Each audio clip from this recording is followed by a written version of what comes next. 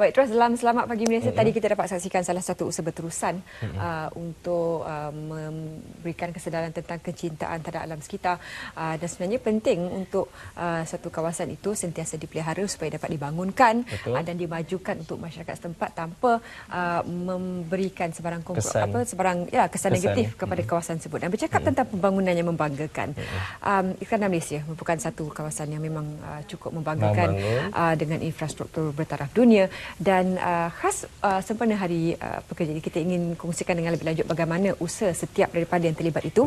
Dan apakah barangkali bagaimana perjalanannya dan apa cabaran yang akan menanti untuk usaha merealisasikan Iskandar Malaysia itu. Kita bersama dengan Ketua Eksekutif IRDA sendiri, Datuk Ismail Ibrahim. Selamat datang. Selamat pagi. Ya. Terima kasih Datuk. Hari Pekerja pun Datuk masih di studio.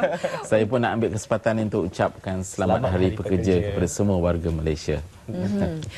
Datuk, kalau diimbau kembali perjalanan pembangunan Iskandar Malaysia itu satu yang sangat membanggakan. Bila Datuk juga menjadi sebahagian daripada Iskandar Malaysia, apa antara potensi yang paling besar Datuk lihat ketika itu? Iskandar Malaysia yang merupakan sebuah wilayah ekonomi yang diwujudkan 10 tahun yang lalu. Kita mempunyai satu jangka masa perjalanan yang panjang, iaitu tempoh 20 tahun. Setakat ni, alhamdulillah kita telah pun berada atas landasan yang sebenarnya berdasarkan kepada pelan pembangunan komprehensif yang kita sediakan 10 tahun yang dulu. Kita masih lagi mengikuti pelan yang berkenaan berdasarkan kepada sasaran-sasaran ekonomi, sosial dan juga pemeliharaan alam sekitar. Di atas ukuran yang telah pun kita jalankan selama ini, daripada angka-angka pelaburan telah pun menunjukkan akan perkembangan atau kemajuan yang sihat. Untuk tahun ini saja kita telah pun menerima pelaburan lebih daripada 5 bilion ringgit. Ini menjadikan jumlah yang kita telah kumpul sejak 10 tahun yang dulu sehingga Mac tahun ini berjumlah 227 bilion ringgit pelaburan. Daripada pelaburan itu kita telah pun dapat menghasilkan fakta pengganda yang tinggi melalui peluang-peluang pekerjaan yang telah pun kita wujudkan hampir lebih daripada 700,000, yang mana kebanyakannya adalah daripada untuk kumpulan berkemahiran. Dan dalam masa yang sama kita telah pun dapat melahirkan lebih banyak usahawan tempatan.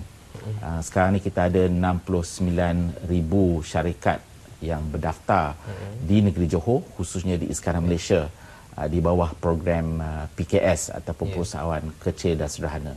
Jadi inilah di antara sasaran yang telah pun kita capai, dan alhamdulillah kita akan terus merancangkan lagi usaha untuk membangunkan Iskandar. Baik, kalau kita lihat tadi Datuk sendiri memaklumkan bahawa kalau saya lihat kebergantungan untuk merealisasikan Iskandar Malaysia ini adalah pelaburan. Itu adalah perkara utama. Selain daripada pelaburan sendiri, apa lagi mungkin perkara-perkara yang difokuskan untuk merealisasikan Iskandar Malaysia dengan keadaan ketidaktentuan ekonomi sendiri ini?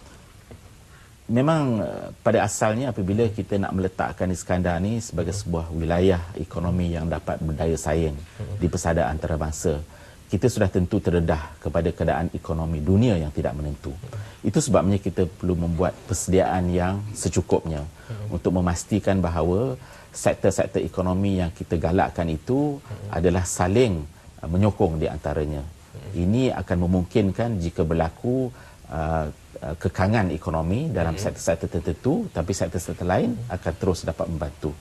Tapi dalam masa yang sama kita juga akan terdedah kepada beberapa cabaran, dan atas cabaran inilah kita perlu membuat persediaan yang awal untuk memastikan bahawa wilayah Iskandar Malaysia ni terus mendapat tarikan daripada pelabur.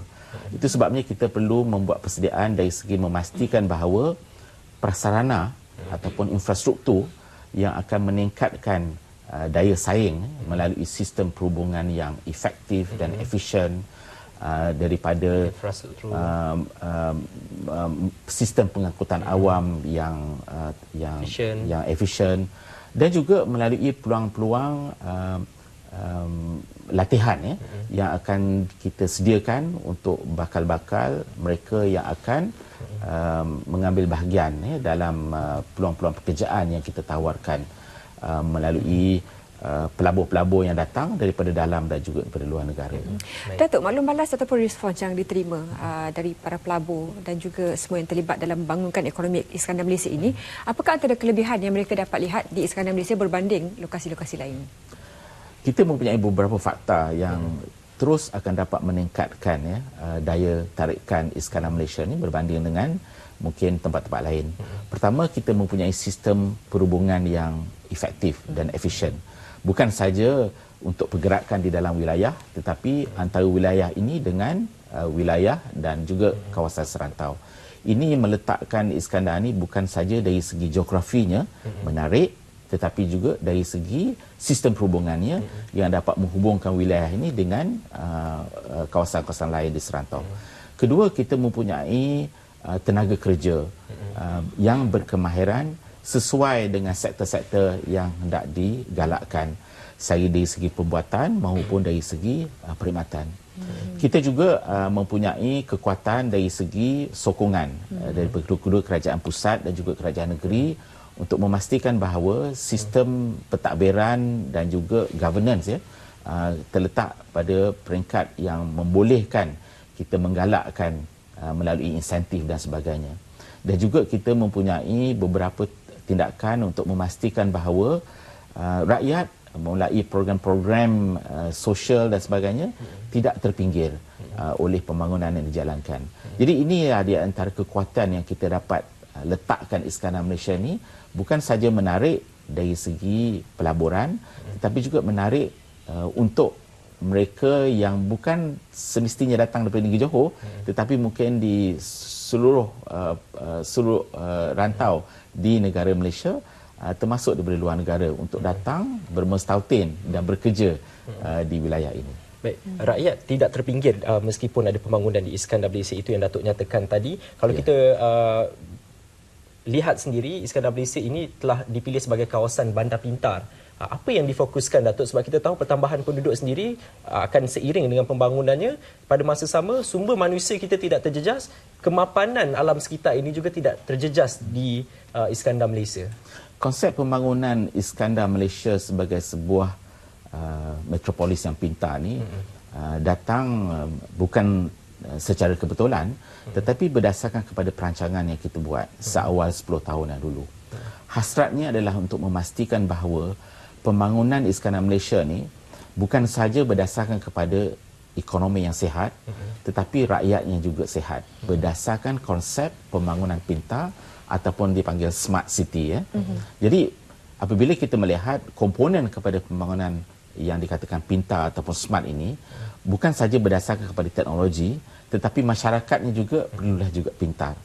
Apabila kita membawa masuk teknologi moden yang terkini, kita kena pastikan bahawa masyarakat tersedia untuk memastikan mereka boleh menggunakan teknologi ini adalah untuk kebaikan mereka sendiri, sama ada di tempat kerja ataupun hidupan harian. Jadi elemen pintar ni adalah penting untuk memastikan bahawa pembangunan ekonomi seimbang dengan pembangunan sosial yang inklusif dengan menggunakan teknologi yang dikatakan sebagai pintar ini, supaya masyarakat akan membangun seiringan dengan pembangunan atau perkembangan ekonomi yang berlaku di wilayah ini. Datuk, bila disoroti perjalanan 10 tahun sebelum ini, apa antara cabaran ataupun dari segi perubahan yang perlu dibuat untuk memastikan visi itu dapat direalisasikan? Pembangunan di Iskandar ni memang melalui cabaran yang berperingkat-peringkat.